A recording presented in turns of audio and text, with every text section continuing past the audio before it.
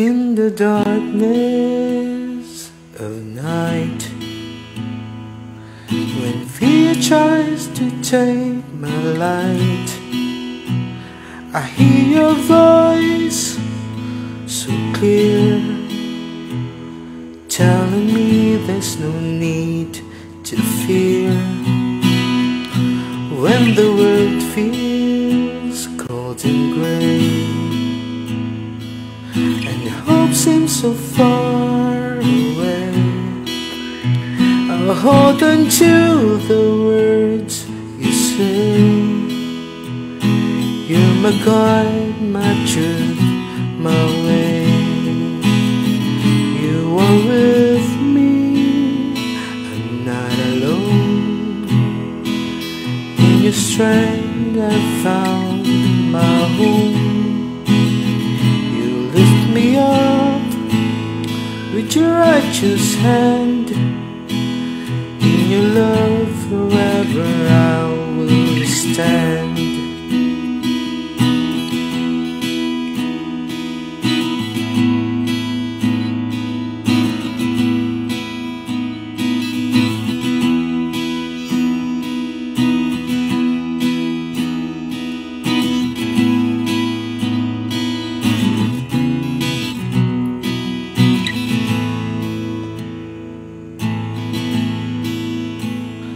When my heart feels lost in pain, you bring peace like gentle rain. You're my friend, my closest guide. With you always by my side. Through the storms and trials I face, I find shelter in your grace.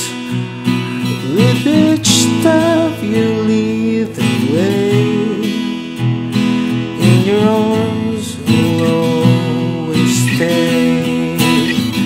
You are with me, I'm not alone. In your strength I found my home. Your righteous hand, in your love forever I will stand. In your secret place I stand, held by your love, safe in your hand. Your shadow hides me from all fear. With you, my God, I know you're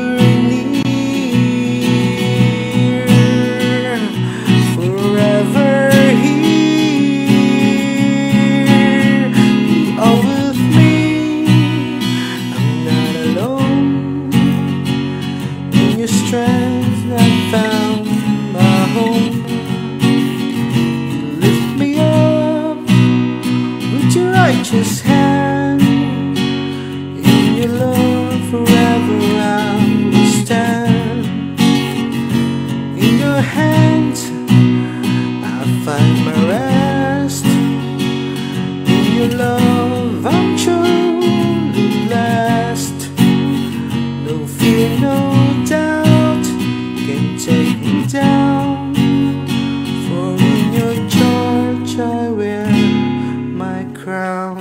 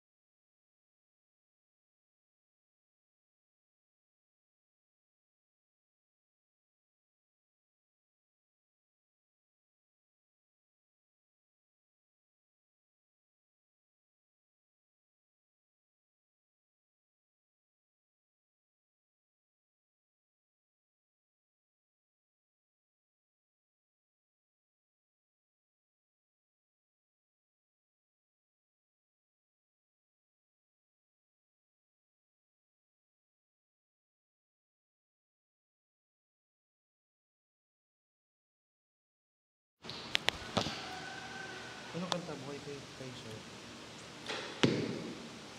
Para po sa pangunang bilang, buhay ko'y kay saya.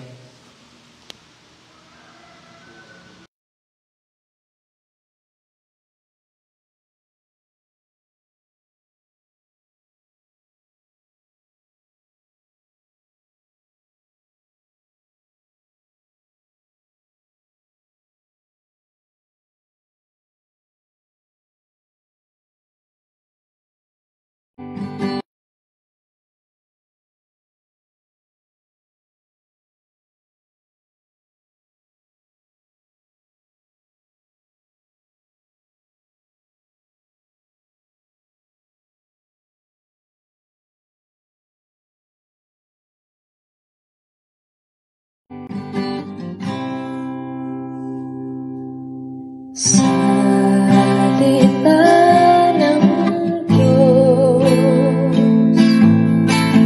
ay ingatan, sa puso'y kintan, taunang di ka malamangan ng libunin sa ang iyong aral, O Diyos Ama.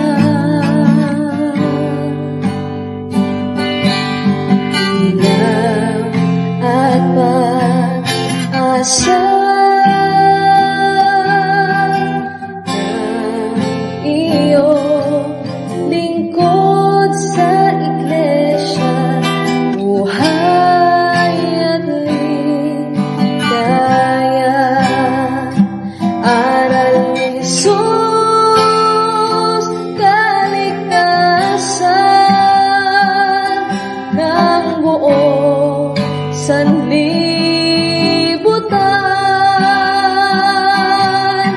panaligan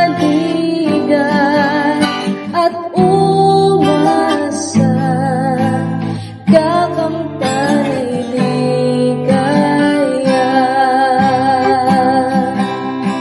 Kaya lagi mong isa-isip, Diyos ang tatangkilik, magtiwala ka't manalig sa Diyos na pag-ibig. Aral ni Jesus, kaligtasan ng buong sanlibutan, panaligan at umasa, kakamtanay ligaya. Kakamtanay ligaya.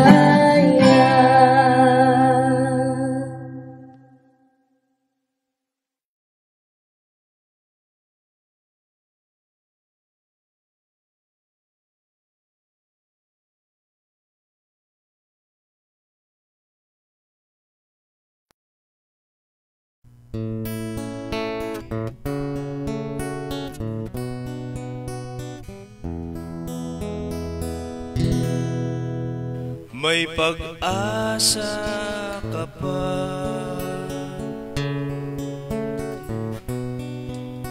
upang makalaya,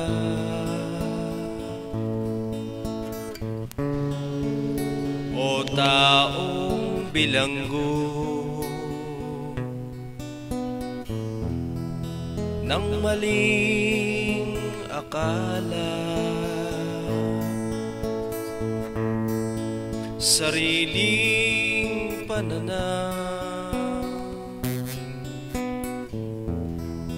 ang ikinatutuwa, ibigay ang hiling ng katawang lupa.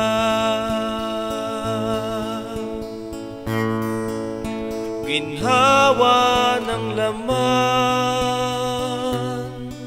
ay nagpapalanta, bulaklak ng damo ang nakakapara.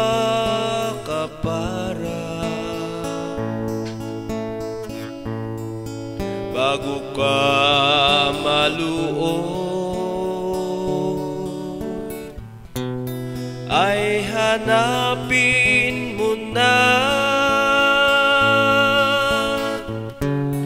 ang makapagbubukas sa rehas ng sala. Ang katotohanan ang magpapalaya, hiwaga ng Diyos na kanyang salita. Sa IDBCJ ay ipinaunawa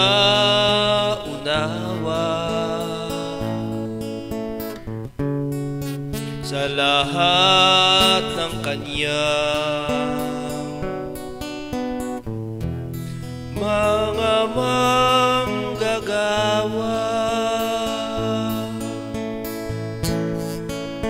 Ginhawa ng laman ay nagpapalanta, bulaklak ng damo ang nakakapara.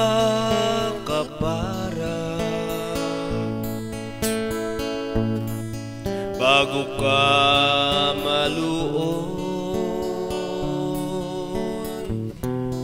ay hanapin mo na ang makapagbubukas sa rehas ng sala. Bago ka maluoy ay hanapin mo na ang makapagbubukas sa rehas ng sala.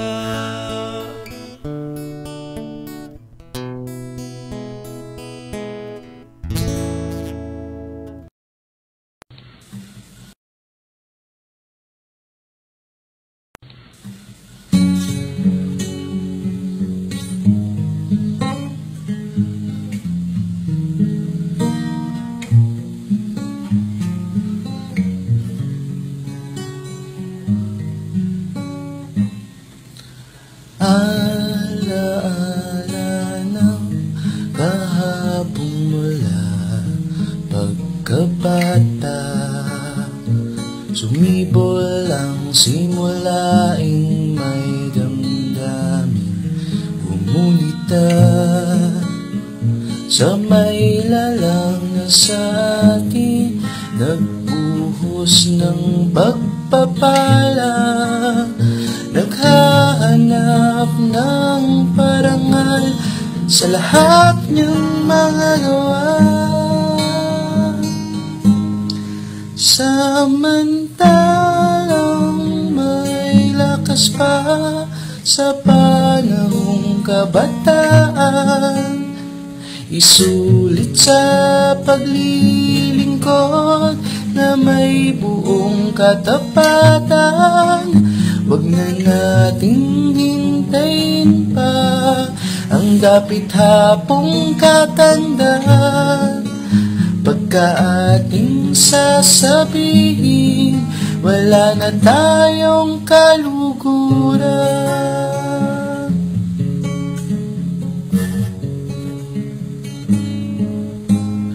Mga lingkod sa IDB ang may karapatan sa pagtupad ng tungkulin ng Diyos ang may papurihan. Habang tayo'y nabubuhay ay panatang gagampanan, alayan ng pasalamat, dahilan sa pagkahirap. Samantalang may lakas pa sa panahong kabataan, isulit sa paglilingkod na may buong katapatan. Huwag na nating hintayin pa ang dapit hapong katandaan. Pagka ating sasabihin, wala na tayong kaluguran.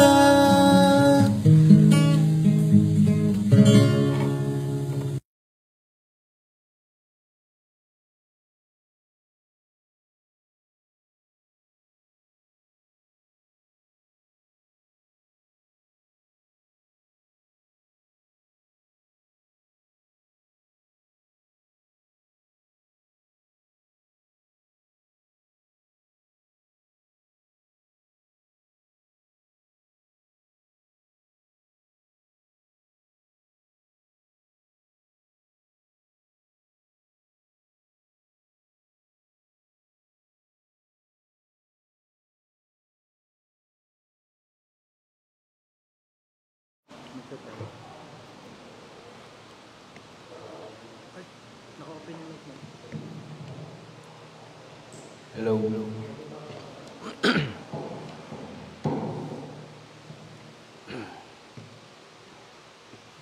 Mapayapang umaga po sa lahat ng mga kapatid sa bawat dako na kanilang kinaroroonan.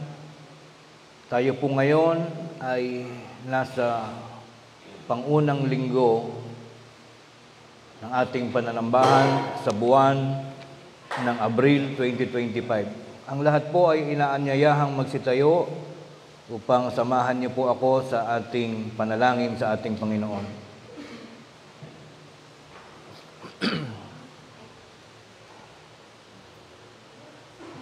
Panginoon naming Diyos, Amang makapangyarihan sa lahat, muli pong sumapit amang banal ang katakdaan ng mahalagang araw na iniibig mong ang iyong mga tinatawag na mga tunay na mananamba ay muling maglaan ng kanilang mahalagang sandali upang minsan pa'y maging bahagi sila, maging bahagi po kami ng isang mahalagang pakikipagkatipon kung saan ito'y aming inihahandog na kaparaanan upang paratingin sa iyo, Panginoon, ang aming pasasalamat alang-alang sa napakaraming mga pagpapala na muli mong ipinagkaloob sa bawat isa sa amin.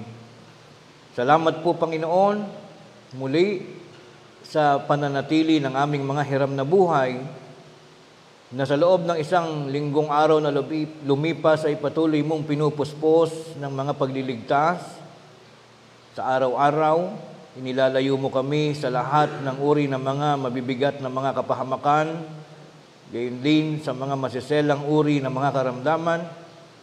Patuloy mong pinararating sa aming mga kalagitnaan ang lahat ng mga butil ng iyong mga pagpapala na nananatiling tumutugon, tumutustos sa lahat po ng aming mga pangangailangan sa buhay, maging ito man ay material o sa mga dakong gampani na may kinalaman sa pagpapaunlad ng aming mga espiritual na tungkulin.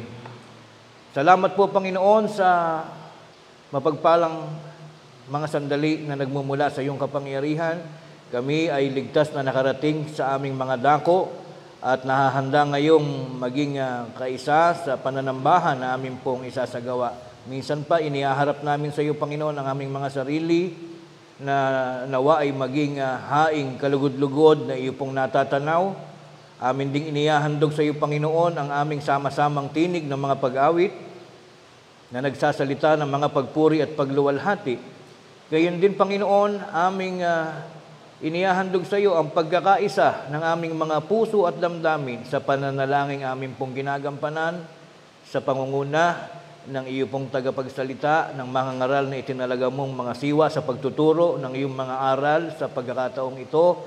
Kasama din namin ang ilan pa naming mga kapatiran mula sa iba't ibang mga lokal, ang mga kapatid namin sa iba't ibang mga dako ng mga bansa na ngayon po ay nakatunghay sa amin pong ginaganap na pananambahan. Sa pagkakataong ito, minsan pa'y isinusuko namin sa iyo, Panginoon, ang aming mga sarili. Narito at binubuksan namin sa iyong dakilang paningin ang aming mga puso at damdamin, ang mga bagay na natala sa aming mga kaluluwa sa loob ng lumipas na 1 linggong araw. Buong pagsisikap na ginagampanan ng iyong mga anak na sa bawat araw na lumilipas ay amin pong pinagsisikapan na mas maraming mga mabubuting bagay ang amin pong maisagawa upang magdulot ito ng katuwaan sa iyo pong dakilang pangalan. Aming sinisikap sapagkat kami po'y nagsusumamo sa iyo, sapagkat sa aming abang kalagayan, hindi namin lubos na matatakasan ng mga pagkakamali sa buhay, sapagkat ikaw ang siyang may banggit na walang sino mang taong matwid na nabubuhay sa lupa na kailan pa man ay hindi nagkakasala. Kaya mga abang kaluluwa kami, Panginoon, bagaman aming pakasikapin na maging tunay na napakatapat, napakamatwid, kami po'y nagiging bigo, bunga ng aming mga karupukan. Kaya taming dinadalangin ang mga pagkakataong kami nasasangkot na uugnay sa mga pagkakamali sa buhay, sa mga bagay na nakapagdudulot ng mga kapintasan sa aming pong mga sarili. Kami po iyong patawarin, Panginoon. Lingapin mo ang bawat isa sa mga pagkakataong ito. Muli mo pong linisin kami sa lahat ng mga bagay na mga pagkakasala upang ito rin naman ang maging mahalagang gantimpala sa aming mga pagtitiis, na habang kami nabubuhay, magkakaroon kami ng pagkakataong maging bahagi pa ng iyong munting bayan, mga lalaki at mga babaeng patuloy na nangangarap na sa pagdating ng tamang pagkakataon, kaming lahat ay haharap sa iyo upang tumanggap ng pangako mo pong buhay na walang hanggan. Panginoon aming Diyos, amang makapangyarihan sa lahat, igawad mo po sana sa amin ngayon at sa mga susunod pang mga araw ang lahat ng mga mahalagang bagay, mga kagalingan, kalakasan, katiwasayan, kapayapaan, pagmamahalan ng mga magkakapatiran, at kami po'y samahan mo Panginoon sa pagkakataong ito, sa oras ng aming pag-aaral ng iyong mga salita, mga tagubilin, mga kautusan na siyang patuloy na nangangalaga sa kalusugan ng aming mga kaluluwa habang kami ay patuloy mong pinahihiram ng aming mga buhay at mga kalakasan. Ama naming Diyos na makapangyarihan sa lahat, muli po ang lahat ng ito amin pong pinasasalamatan sa iyong pangalan at amin namang hinihiling sa pangalan ng aming tagapagligtas na si Kristo Jesus. Amen.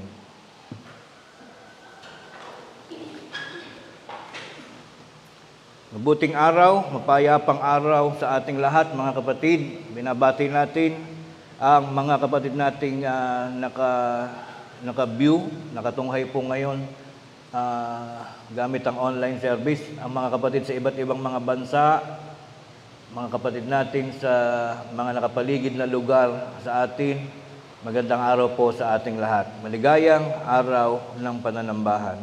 Ngayon po ay unang linggo,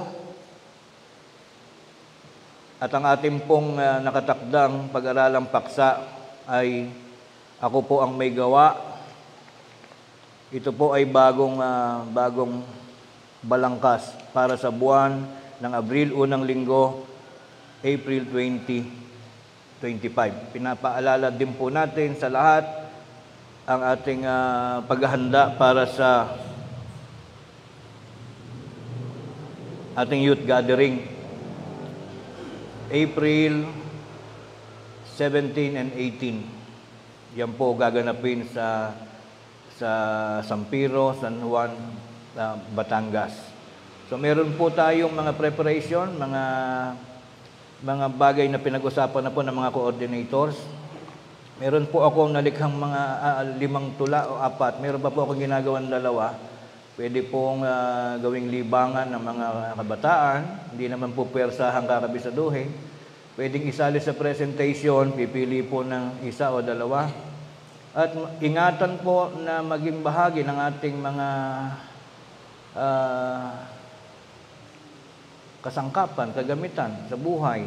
Maaaring sa halip na nagbabasa ng iba't ibang mga bagay, pwede nating ingatan na maging bahagi ng panitikang pang-iglesia. Ang mga tula po na yan ay galing sa mga verses o mga talata ng Biblia na maaari din pong basahin, isaulo, gamitin sa presentation sa bawat pasalamatan, hindi lamang po ng mga bata, kundi pati ng mga magulang at mga matatanda. Isinend po namin yan sa mga coordinators. Okay, ngayon po, ang paksa nating pag-aaralan, ang pamagat po, bakit mahalagang alamin ang mga maling aral katulad ng pagtuturo na si Kristo ay tao. Nung hindi pa po nauuso ang cyberbullying,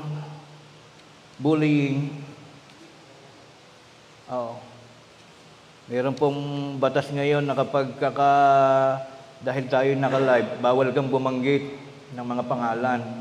Kaya alam naman po natin sino yung religion specifically nagtuturo na si Kristo ay tao.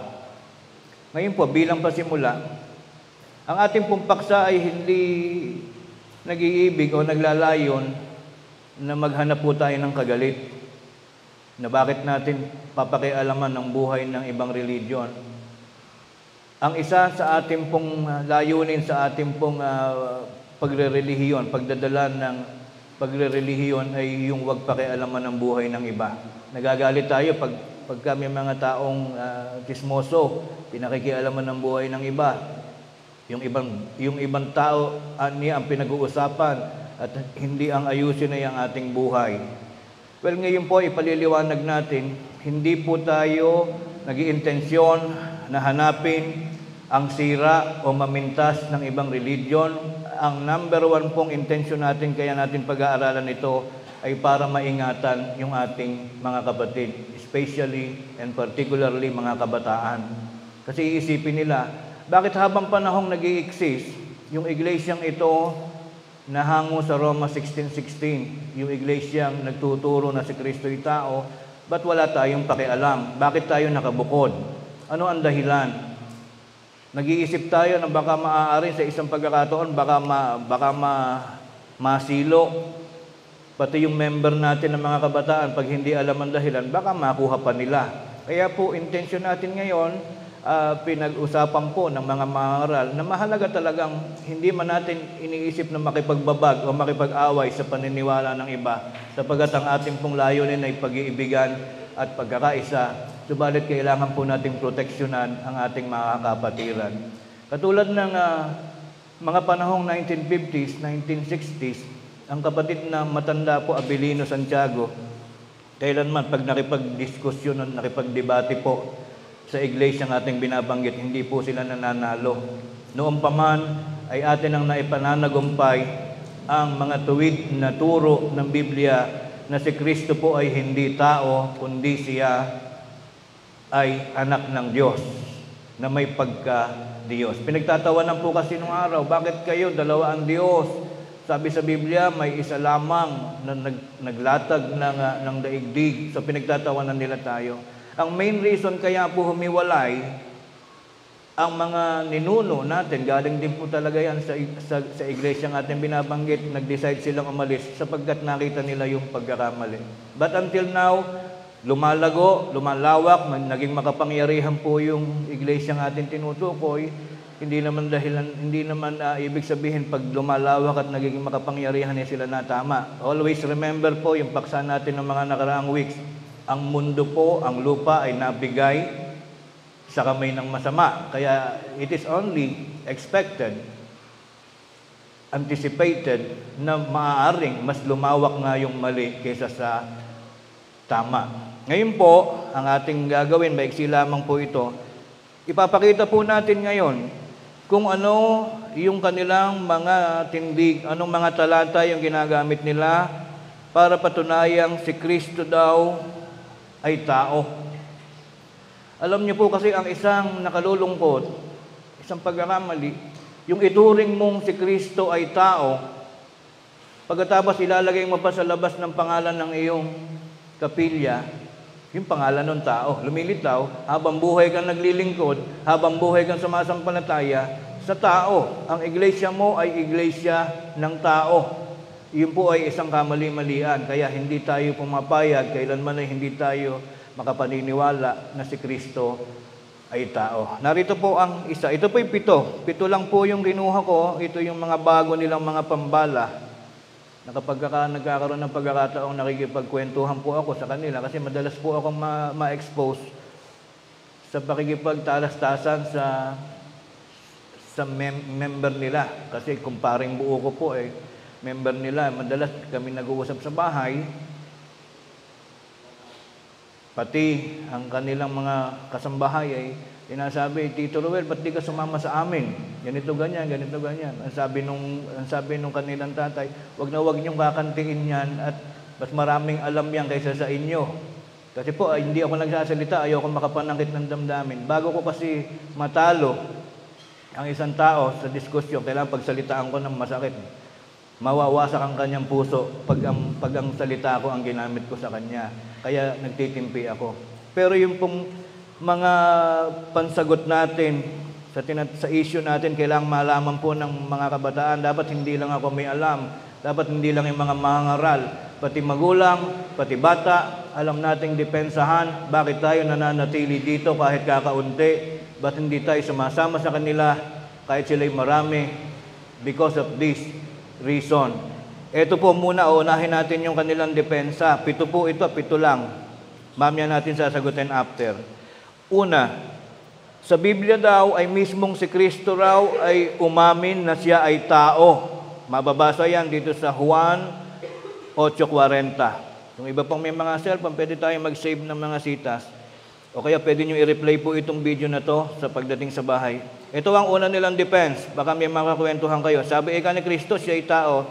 Juan 8:40. That of what? Pinagsisikapan ninyo akong patayin na taong sa inyo'y nagsasaysay ng katotohanan na aking narinig sa Diyos. Ito'y hindi ginawa ni Abraham. Ito po, tandaan ninyo, ang pinaka-number 1 missile nila, sandatang panlaban. Ano ikasabi ni Kristo? Siya'y tao, hindi Diyos. Mamaya po natin sasagutin. Pangalawa, si Kristo daw ay tao dahil siya'y tinuli. Katunayan, si Kristo ay tinuli. Kung si Kristo daw ay Diyos, hindi pwedeng tuliin. Kaya daw tinuli ay tao siya. Lucas 2:21. And this is the second. At nang makaraan ng 8 araw upang tuliin siya, sino po'y tinuli? Si Jesus. Tinawag na Jesus ang kanyang pangalan na siyang itinawag ng anghel bago siya ipinaglihi sa tiyan. Ang sinasabi po lagi ng mga miyembro nila, ang Diyos niyo pala'y tinutuli. Meron palang Diyos na tuli. Pinagtatawanan po nila. Sasabihin nila, si Kristo hindi pwedeng maging Diyos sapagkat siya'y tinuli. Meron ba niyang Diyos na tinutuli? So, mamaya natin sasagutin. Medyo nervous nga pong sagutin pag kinausap kayo ng ganyan. Pero meron po tayong sagot dyan mamaya. Number 3, paano ka naging Diyos? Si Kristo'y may laman at buto. Lucas 24:39. Tandaan po natin. Ang sabi, tingnan ninyo ang aking mga kamay at ang aking mga paa. So meron siyang kamay at paa. Ako rin nga. Hipuin ninyo ako, sabi ni Kristo. Tingnan sapagkat ang isang espiritu'y walang laman at mga buto na gaya ng inyong nakikita na nasa akin. May isang pagkakataon na ini-explain ni Kristo na tingnan nyo ang aking laman at buto. Ito yung nagpakita na siya after siya mamatay. Kasi akala ng mga tao, multo siya. Kaya nagpakita siya, salatin nyo ika ang aking kamay. Yun. Kaya mamaya natin sasagutin pa, mamaya ang explanation. Isa yan sa ginagamit nila. Meron ba ikang Diyos na may laman at buto? Kaya ika may laman at buto, ibig sabihin, tao yan. So, pang-ilan na yon? Number 3. Ito pa, isa. Meron pong bago sila ngayong missile galing sa awit. Di po ba si Kristo ay sinasabi ng mga talata na nakaupo sa kanan ng Diyos? After siyang mamatay, siya'y bumalik sa langit at meron talata na nagsasabi na siya'y umuupo sa kanan ng Diyos. Ngayon, may nakita po silang isang pangulit ngayon, isang bala pa. Sabi niya, meron daw panalangin sa Biblia. Ito, awit 80:17. Tingnan po natin. Sabi, ang gumawa po ng, ang sumulat po ng awit ay si Haring David. Sabi daw po, Panginoon, mapatong nawa ang iyong kamay sa tao. Ayan, tao na iyong kinakanan. Sino ika yung nasa kanan ng Diyos? Si Kristo. Ano ika sabi? Tao. Mapatong nawa ang iyong kamay sa tao na iyong kinakanan, sa anak ng tao na iyong pinalakas sa iyong sarili. Sino ika tinutukoy dyan? Sino ba'y nasa kanan ng Diyos? Sabi nila, si Kristo. Ano ika sabi? Sinabi bang Diyos? Hindi. Ang sabi ika ay tao. Paano natin sasagutin yan? Mamaya-maya po. Ito pa, isa. Inamin daw ni Kristo. Sinasabi daw natin, sabi niyo ika, nung gawin ng langit at lupa, nandun si Jesus. Kasi sabi ng Diyos sa Genesis, lalangin natin ang tao, lalangin natin ng lahat, may kausap ang Diyos. Ayaw pumayag ng iglesia na yun, munti ko pang mabanggit. Mga sinungaling daw tayo. Sabi niyo ika, nung gawin ng Diyos ang langit at lupa, may kasama siya, nandun si Kristo. Mali, sabi ika ng Diyos, nag-iisa siyang gumawa ng langit. Nakasulat kasi yan dito, Isaiah 44:24. Mamaya po natin sasagutin. Ganito sabi ng Panginoon ng iyong manunubos at niyang nag-anyo sa iyo. Diyos po yan, Diyos naman lalalang. Ulitin ko po, ganito ang sabi ng Panginoon ng iyong manunubos at niyang nag-anyo sa iyo mula sa bahay bata. Ako ang Panginoon na gumagawa ng lahat na bagay na naglaladlad ng mag-isa. Ulitin natin, naglaladlad, ibig sabihin gumawa, naglatag, nag-create na mag-isa ng langit, naglalatag ng lupa. Ilan daw ang gumawa ng langit at lupa? Sasabihin nila, may sinabi bang dalawa? Hindi po. Sabi nila, inamin ng Panginoong Diyos na siya'y nag-iisa. Nasaan ika yung Kristo nyo na Diyos? Wala. Puro daw tayo sinungaling. Paano natin yan didepensahan? Mamaya po ang sagot. Isa pa. Sinasabi nyo anya na si Kristo'y Diyos, meron bang Diyos na namamatay? Si Kristo ay kayo namatay. Paano mangyayaring magiging Diyos ay namamatay? Ito ang katunayan. Katunayan daw po namatay si Kristo, kaya siya'y tao. Mateo 27:50. At muling sumigaw si Jesus ng malakas na tinig at nalagot ang kanyang hininga. Namatay nga naman. Lagot ang hininga. Ano yung nangyari sa Diyos niyo? Namatay. Pag ang Diyos ay namamatay, walang kwentang Diyos, hindi totoong Diyos. Yan yung namamatay, nalilipol, kasi tao yan. Pinipilit niyo ika na Diyos. Kung tutuusin, napakasimpleng bagay ng pinag-aawayan. Pero kailangan mong maipakita ang pagkakamali, sapagkat ang batas sa mundo, pag may mali kang aral, hindi ka totoo. Ganun po yun. Kaya kailangan nating hanapin. Sa kanila naman, karapatan naman nilang hanapan tayo ng mali para patunayan naman nila na sila ang tama. Hindi po tayo parang nag-uusap lang na nakikipagkagalit o nakikipagsabong. Kailangan nating depensahan, ibalik sa kanila na sila ang nagkakamali at hindi tayo. Sa isang banda, ba tayo magtsatsaga dito? Hindi tayo sumama na lang sa kanila kung nakikita nating tama pala sila. Meron pang isa, si Kristo'y namatay. Kasi sinabi daw sa Biblia na kapag ang Diyos ay hindi totoo, hindi kasamang gumawa ng langit, siya ay malilipol. Panghuli po ito, Jeremias 10:11. Saka natin sasagutin. Ito sabi nila, ganito ang inyong sasabihin sa kanila, ang mga Diyos na hindi gumawa ng langit. Di ba eka, si Kristo, wala naman pala nung ginawa ang langit. Sabi ng Diyos Ama, siya lang mag-isa. E di pagpalagay na ang Diyos si Kristo, hindi naman pala siya kasamang gumawa ng langit. Ang mga ito ay malilipol, mawawala, mamamatay. Kaya pala eka namatay ang Diyos nyo, ang Kristo nyo. Kasi hindi totoong Diyos, hindi kasamang gumawa ng langit. Kaya natupad eka yung hula na malilipol. Ayan po, ulitin natin. Ganito ang iyong sasabihin sa kanila. Ang mga Diyos na hindi gumawa ng langit, ng lupa, ang mga ito ang mga lilipol sa lupa at sa silong ng langit. Kaya ika nalipol ang Kristo nyo, namatay. Hindi siya totoong Diyos. Kaya ano ika siya? Tao siya. Kaya sila hanggang mula 1914 hanggang ngayon, naniniwala sila na sa Kristo'y tao, but so sad, ang pinakamalungkot na bagay, ang sinasamba nila ay tao. Kaya lang naman tinatawag yun sa Romans 16:16 na ganong iglesia. Kasi during that time, dalawa yung iglesia sa Diyos kay Moises, iglesia ni Moises at isang iglesia ni Kristo ayon sa Biblia. Hindi ko sinasabing ito pangalan nila ngayon. Yun ang nakasulat sa Biblia. Kaya lang sinabing iglesia ni Kristo sa Romans 16:16 para ma-identify ng tao kung aling iglesia yun. Kasi dalawa sambahan eh. Merong sumasamba pa rin kay Moises, merong sumasamba. Saan po ba kami pupunta? Sa iglesia ni Kristo kayo. Yun yung sa Diyos. Pero hindi ibig sabihin, yun yung opisyal na pangalan. Doon sila naligaw. Naniniwala tayo na misa'y tinawag din niyang iglesia ni Kristo sapagkat si Kristo ang leader para ma-identify. Kasi baka mamali ng pasok. Sasamba yung mga kapatid, napasok pala sa pinangungunahan ni Moises. Nung time na yun, ayaw na ng Diyos kay Moises kasi puro kamalian na yung ginagawa, kaya nagpalit. So continue. Diyos daw malilipol. Eto na yung sagot. Ano issue? Balikan natin. Si Kristo daw ay tao, tinuli, may laman at buto, nakaupo sa kanan, hindi raw kasama nagladlad ng langit, si Kristo'y namatay, malilipol. Eto sagot.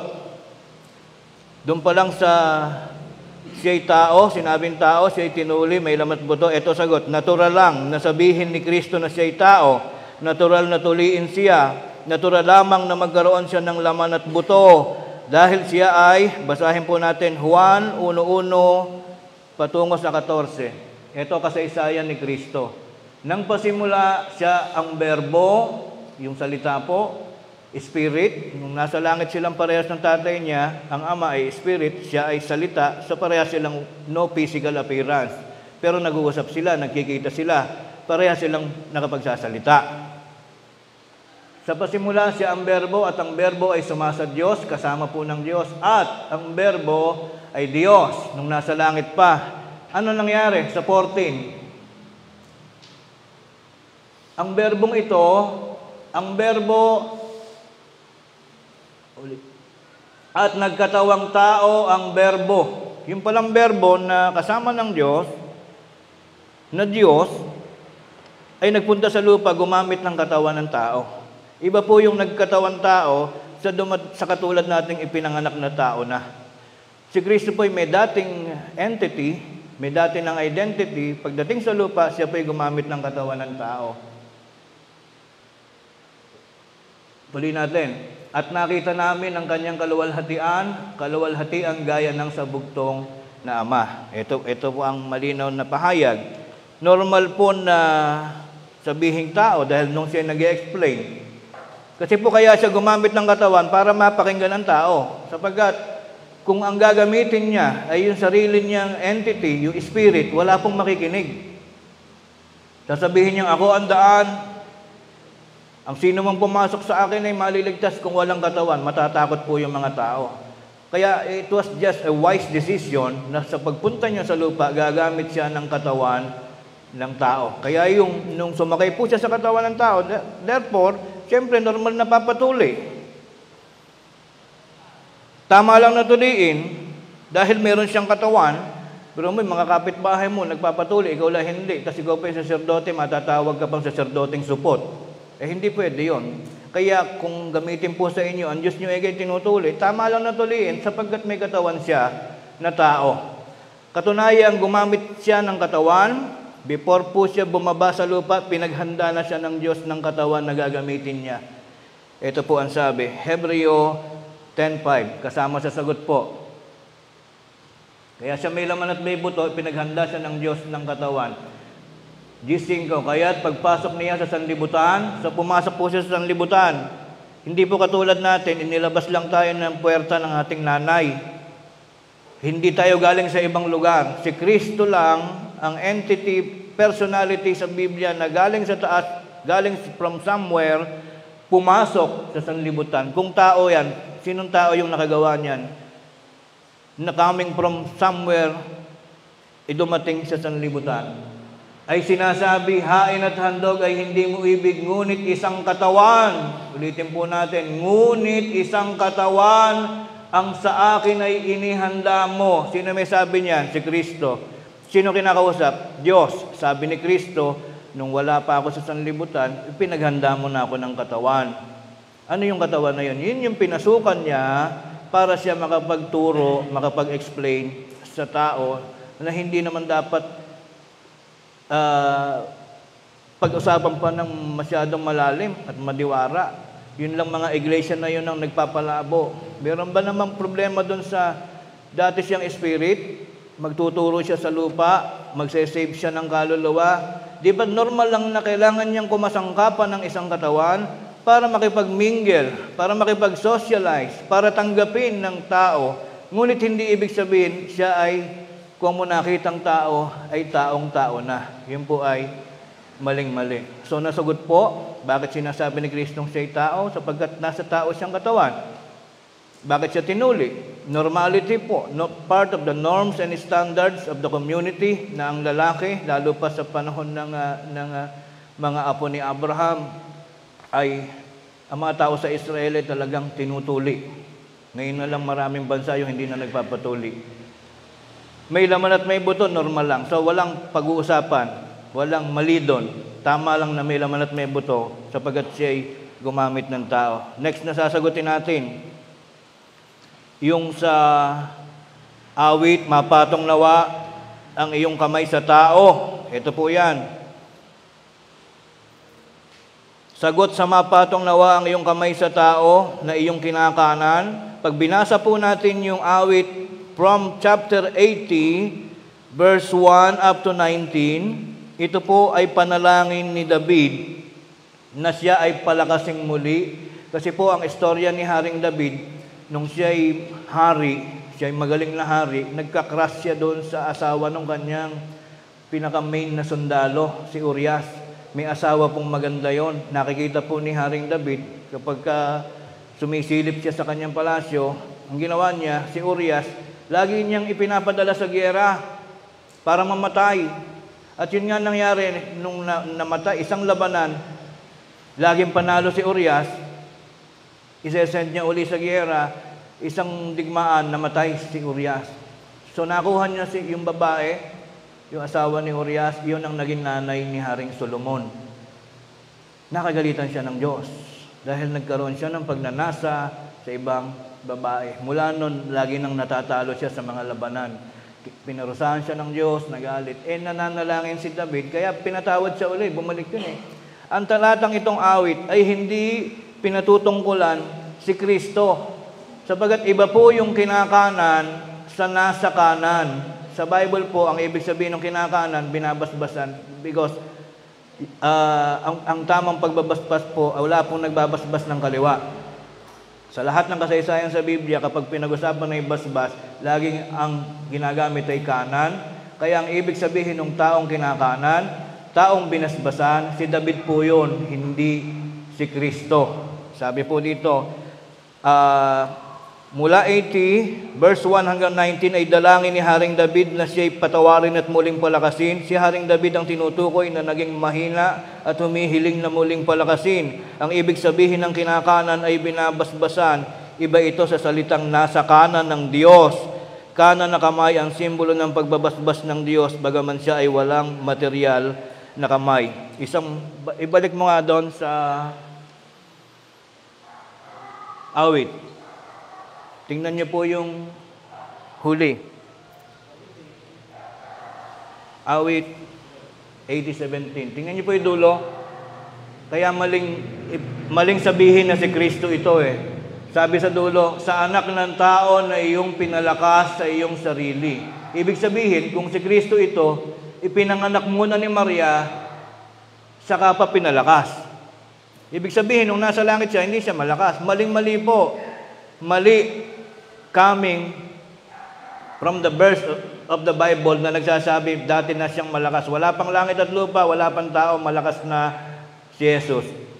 Kahit sa English pa natin tingnan, ilagay mo brada ay, hindi na kailangan palakasin pa si Kristo. Kaya hindi si Kristo yan, si David po yan. Sapagkat si Kristo ay habang buhay ng malakas. 1 Corinthians 1 verse 24, sa ilalim po ay nakalagay, but unto them that are called, both Jews and Greeks, Christ, may nawawala yung is, Christ is the power of God and the wisdom of God.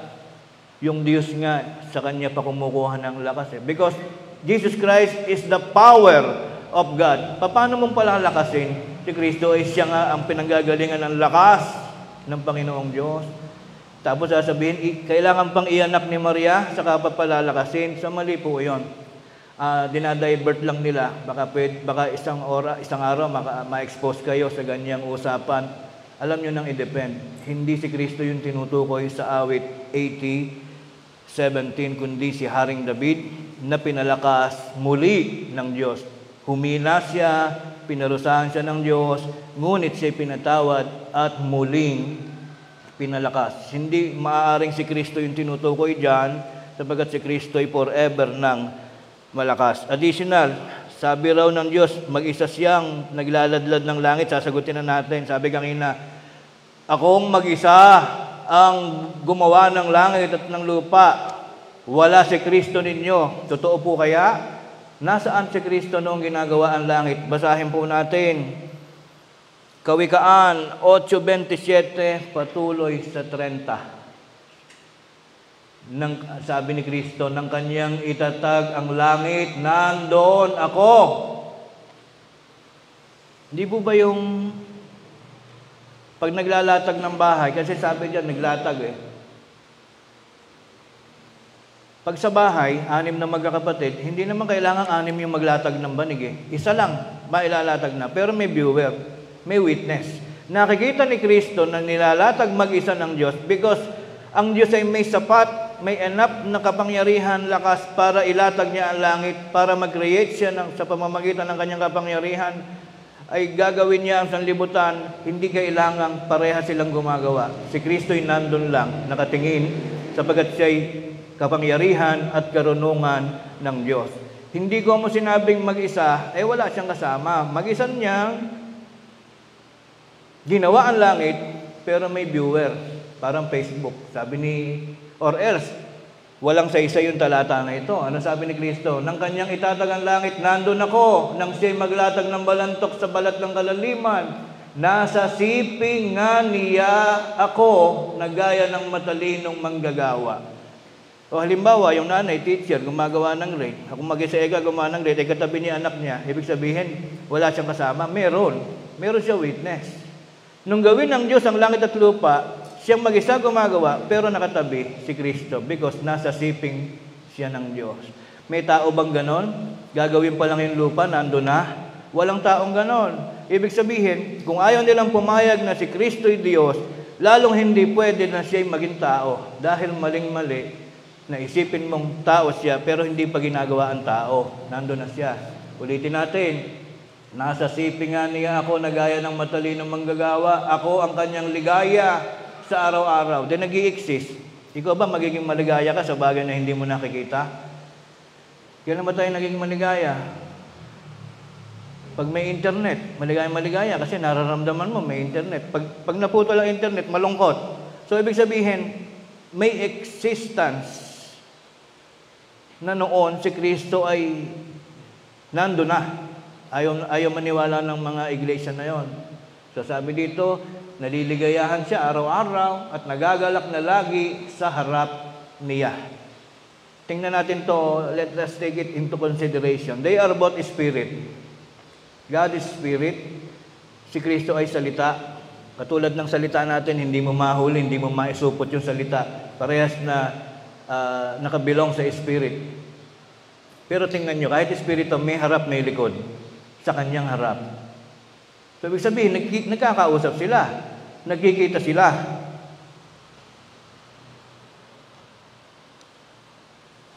Kaya hindi po siya masasabing tao. Dahil noon pa lang po nila pag-uusapan kung kailan nila gagawin yung tao. Actually, yung 6 na araw, panghuli pa nilang ginawa yung tao. Inuna pa nila yung langit, lupa, buwan, araw, yung mga balantok, yung dagat, tubig, mga boundaries. Naglagay sila ng mga hayop para maging pagkain kasi preparation yan. Pag nagkaroon ng tao, may makakain na. Huling-huli pa na kinreate ng Diyos at ng ating Panginoong Jesucristo ang tao at sa ika-7 araw ay namahinga. Paano po magiging tao si Kristo? Hindi pa nga kahit yung alabok. Di po ba meron tayong paniniwala? Hindi paniniwala kundi sinasabi sa Biblia, si Adan ay galing sa alabok.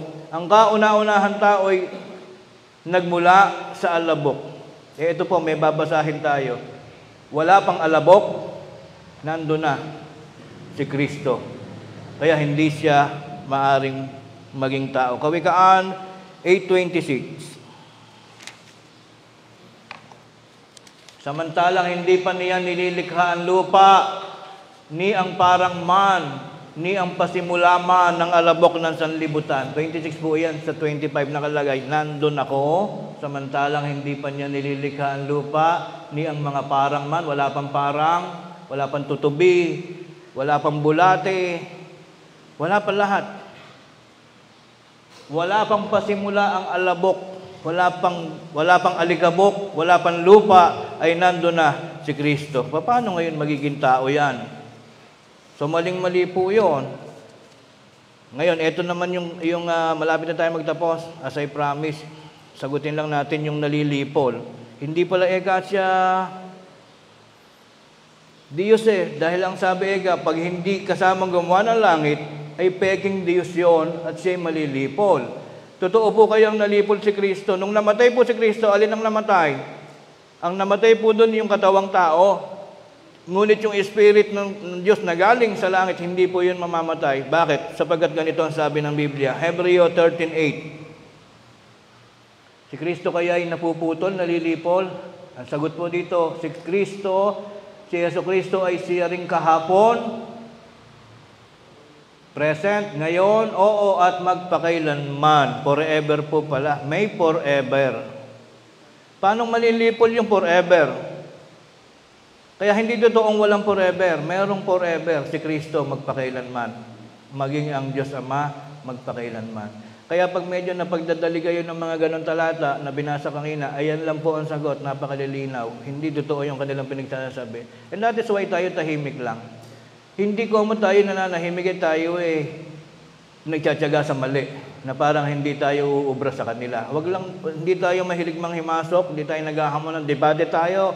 Lusobin namin kayo. Hindi po. Ang ating pong nagiging rason, layunin, kaya tayo nag-aaral ng ganito para proteksyonan ang mga anak nating nagkakaroon yan ng classmate na member ng ganun church, mag-uusap yan pagka-recess, magiging magkakabarkada yan. Hindi ngayon makasagot yung mga anak natin dahil di natin tinuro. Hindi naman tinuturo sa amin kung bakit Parang gusto lang namin talagang bumukod. Hindi po ganon. Kaya tayo bumukod sapagat mali sila. At ang tinutupad natin at ang patuloy nating tinatalunton ay ang tamang turo sa Biblia. Once na mali, hindi tayo sasama doon. Magtiyaga na sila doon sa mali. Pero hindi tayo mga away. Gusto natin ay pag-ibig, pagkakaisa ng lahat. Kaya lang tayo nag-uumigting ngayon sa pagtuturo. Baka mamaya, iingat-ingat tayo, tatahitahimik tayo na pagdadali yung ating mga anak ng ibang paniniwala kasi hindi nila alam sumagot. Ngayon, ang ating video ngayon pwedeng balik-balikan para makabisa. Lagi naman yung nandiyan lang sa YouTube. Kung hindi kayo nakapaglista, pwede nyo balikan at ilista ninyo, i-save sa cellphone dahil hindi nyo masabi kung kailan kayo ma-expose sa ganung mga paniniwala. Napakarami nila. May mga chances na sila ay nanghihikayat. Pag meron silang evangelical mission, mga kapitbahay, sinasama yan, libre merienda, libre ang sundo, libre hatid. Kasi ang bawat isa sa kanila may tinatawag na dapat may bunga ka at least 3 isang taon. Kaya mga kaibigan nila, pinaghahakot yan. Ako nga laging hinahakot hindi nga ako nagpapahakot Kasi alam kong mali Kaya dapat may isa tayong stand, may isa tayong iniingatan sa puso. Huwag kang makikipagkagalit sa kanila, pero pag ikaw ang hinamon, kaya mong sagutin. Sa huling mga kabanata, mga kapatid, meron pa ba tayong hindi nasasagot? Ito, bakit tayo makatitiyak na hindi tunay na kalikasan ni Kristo ang magkaroon ng katawan tao? Aminado tayo, minsan naging tao siya, mahirap itanggi yun. Oo, naging tao siya, pero hindi siya normal na 100% katulad nating tao. Si Kristo po ay mestizo from the start. Ang nanay niya ay tao, so that is 50%. Ngunit ang tatay niya, walang tao na nabuntis na hindi galing sa similya ng another tao. Very extraordinary yung naganap kay Maria. Si Maria po ay nabuntis nang hindi napakialaman ng kahit na sinong lalaki. At sabi sa Biblia ay, eto, basahin po natin yung kasaysayan.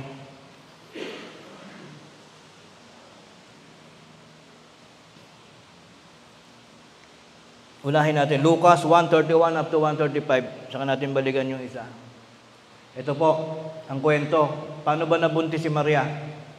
Narito, maglilihi ka. Nag-uusap po yung, may isang anghel na pumausap kay Maria. Sabi nung anghel kay Maria ganito, narito, maglilihi ka sa iyong tiyan, manganganak ka ng isang lalaki at tatawagin mo ang kanyang pangalang Jesus. Siyang magiging dakila at tatawaging anak ng kataas-taasan at sa kanya'y ibibigay ng Panginoong Diyos ang luklukan ni David na kanyang ama. Next. At siya'y maghahari sa angkan ni Jacob magpakailanman at hindi magwawakas ang kanyang kaharian. At sinabi naman ni Maria sa anghel, paano mangyayari ito? Ako'y hindi nakakakilala ng lalaki. Sa Biblia po, napakalinis magsulat Pag sinabing nakakakilala, hindi ibig sabihin meet up. Sa Genesis, merong ganon At muling nakilala ni Adan ang kanyang asawa at siya'y naglihi. Ang tawag po sa sex sa Bible, pagkikilala. Kasi baka sabihin, sinungaling si Maria, anong hindi nakakakilala ng lalaki? Nandyan si Hosea, katabi mo. Boyfriend niya si Hosea Ang ibig sabihin po sa Biblia ng nakikilala ay pagsisiping ng mag-asawa. Kaya sabi ni Maria, wala pa namang nakakasiping sa akin. No sexual contact during that time, pero siya magbubuntis. Sabi ni Maria. Paano siya magbubuntis? 35. Even without the sexual interaction, sumagot ang anghel, sinabi sa kanya, bababa sa iyo ang Espiritu Santo at lililimang ka. Kaya pala nauso yung mga itlog ng manok, sinasabi nililimliman ng inahin, pinefertilize. So ang nagfertilize ng fetus, o naglagay ng fetus sa ovary ni Maria, ay kakaiba, hindi galing sa effort ng isang lalaki. Ituloy natin, lililimang ka ng kapangyarihan ng kataasan, kaya naman ang banal na bagay, let us repeat, banal na bagay na ipanganganak. Si Maria lang ang nakaranas na ang pumasok na fetus sa kanyang ovary ay isang banal na bagay. Hindi po lahat ng inilalagay ng Diyos sa mga nanay ay banal agad. Kailangan mo pagka pinanganak ka, doon ka magbabanal. Mag-e-effort ka. Susunod ka sa utos bago ka maging banal at the end. Pero si Kristo, inilagay pa lang sa tiyan ni Maria, banal na. So those are the differences. Iyan ang ating pong tinitindigan na hindi talaga maaaring ituring na super 100% tao si Jesus dahil siya mestizo. 50% ang tao dahil nanay niya ay tao. Hindi natin yan maialis. Totoo yun. Ngunit, another 50% ay spirit. Therefore, wag na lang magagalit. Kung ayaw nilang pumayag na si Kristo ay Diyos, hindi rin tayo papayag na siya ay tao dahil nga mestizo. Doon na lang magkaroon ng kapayapaan. Diyan kayo, magtuloy-tuloy kayo diyan sa paniwala nyo. Dito kami sa aming paniniwala dahil hindi tayo kailanman magkakasundo sapagkat ayaw niyang pumayag. Before pa ipanganak ni Maria, ano katayuan ni Kristo? May pagka-Diyos siya. Kung ayaw nilang pumayag, lalong hindi ubrang maging tao si Kristo. Ngayon, balikan natin. Ito pa isang rules. Sabi sa Biblia, walang taong nakakita kailanman sa Diyos. Kung natatandaan nyo, hindi ko lang nailagay sa slide. Sabi po sa Biblia, walang sino man taong nakakita sa Diyos. May problema. Nagkikita si Jesus at ang Diyos nung una pa man, nag-uusap, nagkukwentuhan, nagpaplano. Kahit spirit yan, kahit yan ay walang literal na material na mata, nagkikita yan. So, kung nakikita ni Jesus pala nung una pa ang Diyos, therefore, hindi nga siya tao, sapagkat walang taong kailanman ay nakakita sa Diyos. Paano kang makikita? Wala naman silang mata, espiritu. Patutunayan po natin na kahit espiritu ang Diyos, meron silang mata na nakakakita. Genesis 16:13, malapit na po tayo magtapos.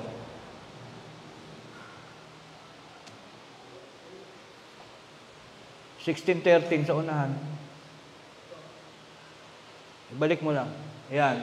Basahin po natin. At kanyang tinawagan ang pangalan ng Panginoon na nagsalita sa kanya. Ikaw ay Diyos na nakakakita. Kahit po Diyos, walang laman, walang buto, nakakakita sila. Nakikita tayo. Kahit naman tayo, imagine niyo, nakakakita tayo. Because we are also a spirit inside our body. Pag tayo namatay, tayo rin yung aalis, may iwan lang katawan na ito. Ang Diyos ay parang ganun, parang tayo din. Espiritu sila, wala lang katawan, walang pagkakaiba sa atin kung paano mag-function yung kanilang. Pag tinignan nyo, kung mata lang makikita nyo. Pero ako, nakikita ko kayo. Kahit, kung ang Diyos ay kahit wala itong katawan, makakakita siya. So, nagkikita silang dalawa ni Kristo. Dahil, di ba lagi natin sinasabi, tayo nawa ay pagpalain ng mapagpalang kamay ng Diyos. May kamay ba, Diyos? Di ba wala din naman siyang kamay, pero sinasabi natin mapagpalang kamay ng Diyos. Ganun lang yun, may mata sila. So, solve. Hindi po tao si Kristo dahil forever niyang nakikita ang Diyos. Samantalang tayo, hindi natin nakikita ang Diyos. Kahit si Abraham, hindi nakita ang Diyos. Walang taong binigyan ng pagkakataon na makita ang Diyos. Si Kristo nakikita. Therefore, paulit-ulit tayo, hindi siya tao. Next, Pilipos 2:6 hanggang 7. Ito pa mga malilinaw na pambala para madaganan na yung kanilang paniniwala. Tabunan natin, 7 lang naman yung kanila Sabi dito, siya, si Jesus, bagaman nasaan yung Diyos, ay hindi niya inaring isang bagay na nararapat panangnan ang pagkapantay. Pagka po dalawang bagay, sinabing pagkapantay, parehas ang level niyan. Hindi siya nakikipantay. Pantay sila ng Diyos sa pagiging Diyos, mas makapangyarihan. Ang Diyos Ama, siya Creator. Ibig sabihin, pantay in the sense na they are both gods. Pagtatawanan po ng member nila, pinagtatawanan tayo, sinasabi, sa inyo pala'y dalawa ang Diyos. What is wrong with that? Ano mali naman doon? Magpasalamat ka nga, kasama sa dinami-daming ginawang tao, nasama tayo, huwag natin pakialaman yun kung dalawa ba sila. Hindi matter yun, hindi problema yun. Sila may gusto nun Kung saan tinanong tayo, gusto ba nyo ng may Kristo? Di ba hindi naman tayo tinanong, nandyan na sila bago pa tayo, huwag natin sila pakialaman. Ang Biblia ang paniwalaan natin. Next, so kapantay niya ang Diyos, kundi bagkus hinubad niya ito. Kung wala din lang sense ang mga talatang ito, huwag na natin paniwalaan, punitin na natin. Sabi kasi dito, may hinubad si Kristo. What is that something na hinubad ni Kristo? Yung pagka-Diyos, yung pagkapantay. At ang ginawa ni Kristo after niyang hubarin yung kanyang original identity, ay nag-anyong alipin, nagkunwaring mababa, at nakitulad sa tao. This is the key word, nakitulad. Pag ba nakitulad sa tao, ay tao na agad? Ba't makikitulad ka pa, tao ka na pala? Yun yung mga logic, mga kapatid. Kaya siya nakitulad sa tao sapagkat nais niyang tularan, nais niyang gayahin dahil beforehand hindi siya tao. Tayo po ba nakikitulad lang sa tao? Hindi po. Tayo po ay tao na nang dumating sa mundo. So hindi po tayo nagkakagalit. Mataas lang po ang boses ko para matutuhan naman. May energy, maintindihan ng mga, lalong-lalo na yung mga bata. Baka kayo ay aandap-andap, tatahid-tahimik. Pag may mga aggressive po yan, aggressive ang member nila, sumama kayo sa amin. Baka mali ang iglesia nyo napakahaba ng pangalan. Baka ang mga kabataan natin hindi nakakasagot, kahiya-hiya yun. Sasagot kayo. Dapat alam ninyo kung bakit nandito tayo at hindi tayo sumasama sa kanila kahit meron silang mga kung ano-anong kayamanan, mga sikat na mga establishment. Buong mundo meron silang mga localities, pero hindi sapat yun para sabihin sila na ang tama. Mananatili tayo magtsatsaga sa kung ano lamang ang kinaroroonan natin. Huling talata, Colosas 2:9. Katunayang si Kristo'y Diyos, sapagkat sa Kanya ay nananahan ang buong kapuspusan ng pagka-Diyos. Nananahan, ano ba yung nananahan? Nakatira. May sarili ng entity. Pag sinabing Kristo, nananahan sa Kanya ang buo, hindi po 75%, not 50%, hindi mistiso ang Kanyang pagiging Diyos. Pag sinabing buo, puspos. Doble na, redundancy na nga, redundant na nga yan. Buo na, puspos pa. Pag puspos, maximum tolerance na yun, sagad-sagad na yon. Buo pa. Dahil lalo na nagkadubli-dubling pure na pure, kapuspuso ng pagka-Diyos sa kahayagan. What is the meaning of that? Nahayag. Na-expose lang siya as nakilala lang siya sa laman. Pero inside, doon sa laman, namamahay sa loob ng katawan. Namamahay, nasa loob. Ginawang bahay yung katawan. Ano yung nakatira sa loob ng katawan, ng laman? Buong kapuspusan ng pagka-Diyos. Pag-aawayan pa ba yan? Ano ibig sabihin yan? May meaning yan, kaya isinulat yan na someday magkakagulo ang mga tao.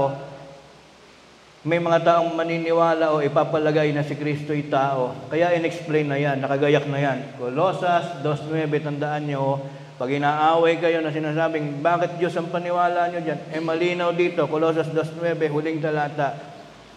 Sa loob ng katawan ni Kristong siyang laman, nananahan, nakatira, ginawang mansyon ni Kristo, yung kanyang katawan, tumira sa loob, nananahan ang buong-buong puspos na pagka-Diyos. Hanggang dito ang ating napag-aralan. Sana po ay matandaan po natin na once in our days, pinag-usapan natin yan. Mahirap na maulit-uli yan, babalikan nyo na lang po. Okay, ang lahat ay iniimbitahan po natin magsitayong muli para tayo makapagpaalam sa ating Panginoong Diyos.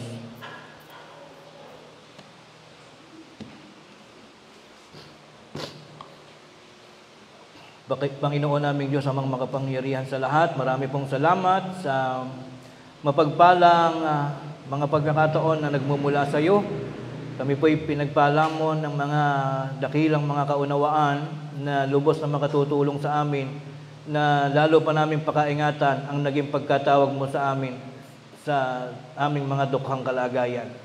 Salamat po sa mga malilinaw na mga aral na siyang magtatanggol sa aming lahat, sa buong kapatiran, mula sa mga mapandayang aral na kumakalat mula sa mga bulaang propeta. Salamat po sa iyong pagmamahal.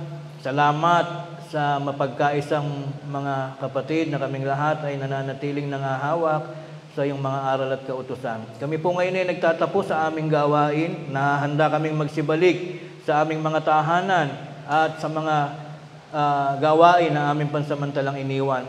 Taglay-taglay po namin, hawak namin ang aming mga inspirasyon at pag-asa na muli mo kaming ihahatid sa aming mga dako na magiging ligtas kami. Aalalayan po kami ng iyong mapagpalang kamay upang kami manatiling ligtas at malayo sa mga uri ng mga kapahamakan.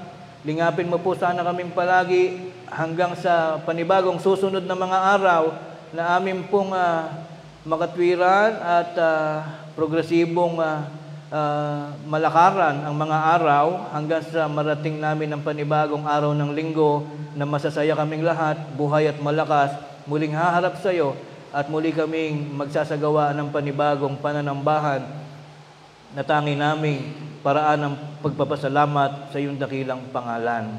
Pagpalain mo nawa, Panginoon, ang lahat sa amin. Pagpalain mo po ang kapatid na nagpasalamat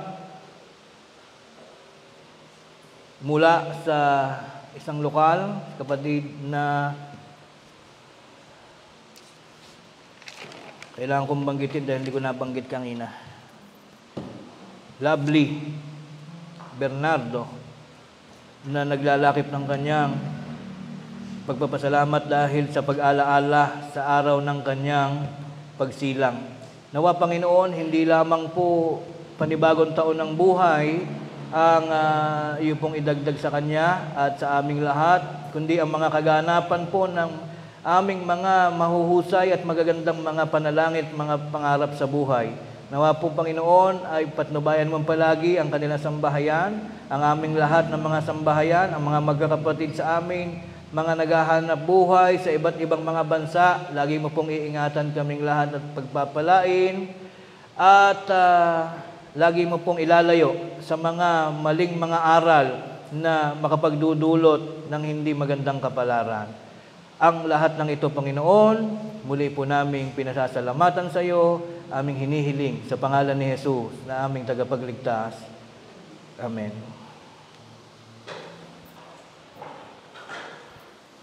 Hindi ko pala nabanggit kanina yung naglakip, kaya ngayon po ay tumindig po ang sa kanilang dako, si kapatid na Lovely Bernardo, upang tumanggap ng basbas ng pagpapala ng ating Panginoon.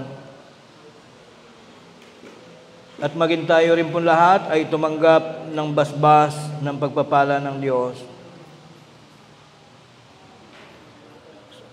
Sa bisa ng karapatang minsang pinagkatiwala ng Diyos sa kanyang kinakasangkapang mga ngaral, tanggapin po natin ang basbas ng kanyang pagpapala.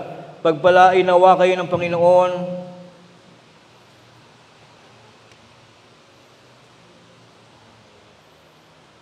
Paliwanagin nawa ng Panginoon ang kanyang mukha sa inyo at mahabag sa inyo. Ilingap nawa ng Panginoon ang kanyang mukha sa inyo at bigyan kayo ng kapayapaan. Mari na pong maupo. Umawit tayo ng awit ng paghahandog. Narito kami na iyong alipin at na pipisan sa iyong pilit, dalangin, awit ay inihain.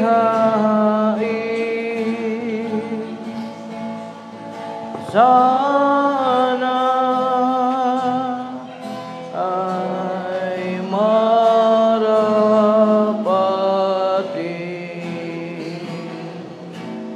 banal na handog ang tanging alay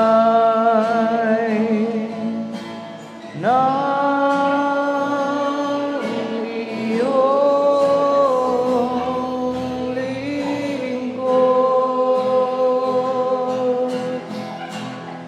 Ay bendisyon na yan ang kaloob,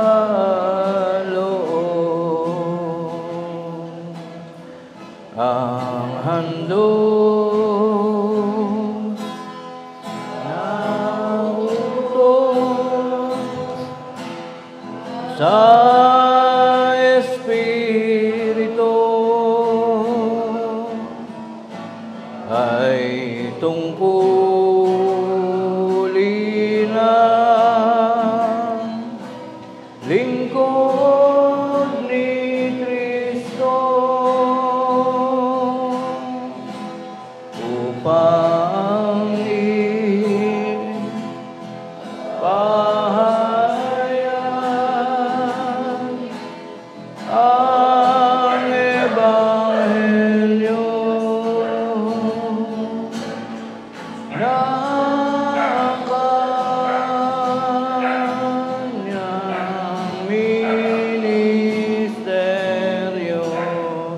Tayo po ay muling tumayo, mga kapatid.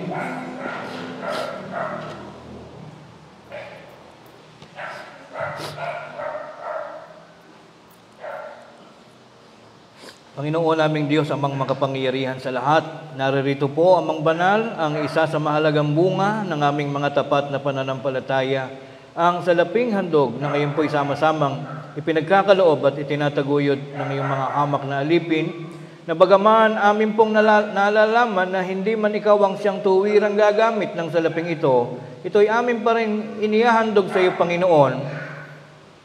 At aming pinapangarap na ito nawa ay magsilbing isang samyo na kalugod-lugod na ngayon ay makararating, makasasapit sa iyong dakong sinapupunan upang ito naman ay maghatid ng karagdagang kapurihan at kaluguran sa iyong banal na pangalan. Iyo po sanang basbasan at pahintulutan na ang salaping handog na ito ay patuloy na magamit bilang mabuting kasangkapan ng iyong banal na iglesia na makapagtataguyod ng pagtusto sa lahat ng mga bagay na ikauunlad ng mga proyekto ng iglesia, gaya ng mga pagawain, mga pagtulong sa mga kapatiran, bunga ng iba't ibang mga kadahilanan, at ang ilang mga bahagi ng salaping handog na itong tinitipon ng iglesia patuloy na magamit ng mga mangangaral sa mga panahong sila'y naghahatid ng iyong mga aral at salita sa lahat ng lokal na kinaroroonan ng mga alipin mong mga tagapakinig sa tuwing sumasapit ang mga panahon ng mga pananambahan. Ang ilang bahagi pa rin ng salaping ito magamit nawa ng pangasiwaan sa mga gampanin na makapagtatawag pansin pa ng ilan pa naming mga kaibigan at mga kababayan upang makarinig ng iyong banal na katwiran at dumating sa kanilang buhay ang katotohanan. Makasama namin sila sa loob ng iyong bayan, tumitiwala, nananampalataya sa iyong dakilang mga aral. Ama naming Diyos na makapangyarihan sa lahat, ang halaga ng salaping handog na ito, ganap namin ngayong inihahandog at ipinagkakatiwala sa iyong iglesia sa pamamagitan naman ng kaalaman ng aming tagapagligtas na si Kristo Jesus. Amen. Awitin natin ang doxologia. Ang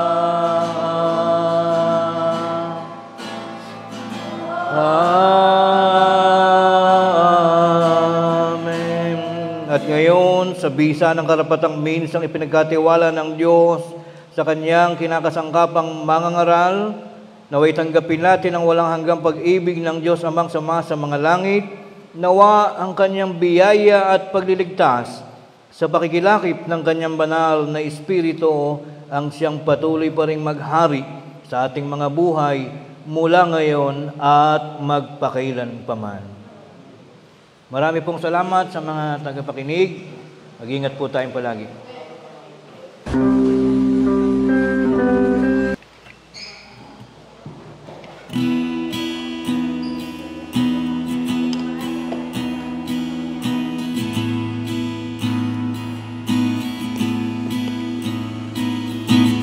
You're getting bigger and bigger.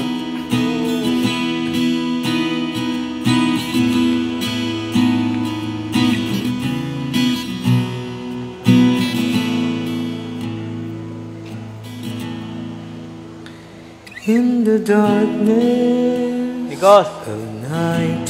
si Lola, oh. When fear tries to take Paalam ka na. my light, I hear your voice so clear, telling me there's no need to fear. When the world feels cold and gray, and hope seems so far away, I'll hold on to the words you say. Gagaya ko lang yung Montero. You're my Gagamitin nila yung guardian